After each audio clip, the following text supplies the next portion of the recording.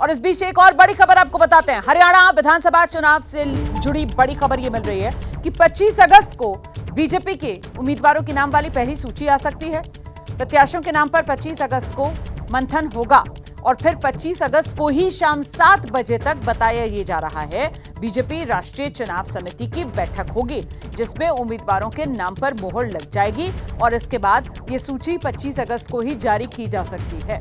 1 अक्टूबर आप जानते हैं हरियाणा में विधानसभा चुनाव के लिए सभी 90 सीटों पर एक ही चरण में वोटिंग होनी है और उसी के लिए हरियाणा की अगर बात की जाए तो यहां पर जो दोनों मुख्य दल हैं, कांग्रेस, बीजेपी, सभी कमर कसकर तैयार हैं और ऐसे में 25 अगस्त उम्मीदवारों की पहली सूची आ सकती है।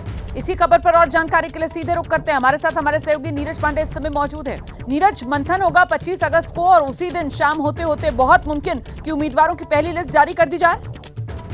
देखिए, अभी जो सूचना आ रही है रोमाना, उसके हिसाब से 25 अगस्त को केंद्रीय चुनाव समिति की बैठक हो सकती है। इस बैठक में हरियाणा और जम्मू कश्मीर की उन सीटों पर मुहर लग सकती है जिन सीटों पर उम्मीदवार देने हैं। यानी बहुत सी ऐसी सीटें हैं जिनमें भारतीय जनता पार्टी बहुत कमजोर है या उनमें जल्दी उम्मीदवार देने हैं, तो उन सीटों पर फैसला हो सकता है और हो सकता है कि 25 की लेट नाइट तक या 26 को पहली सूची भी आ सकती है, हरियाणा की भी और जम्मू कश्मीर को लेकर भी।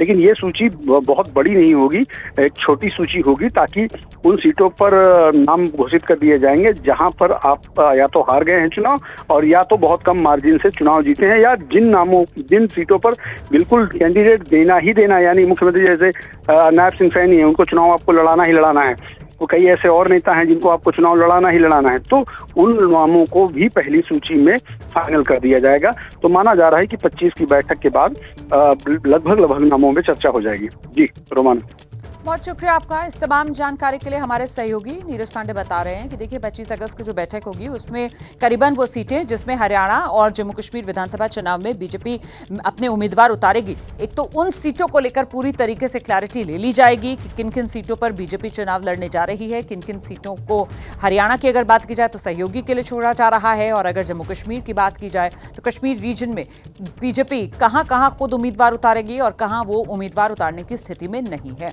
और साथ ही बहुत मुमकिन है कि कुछ सीटों के लिए उम्मीदवारों के नाम का ऐलान भी 25 अगस्त को ही बीजेपी की तरफ से कर दिया जाए।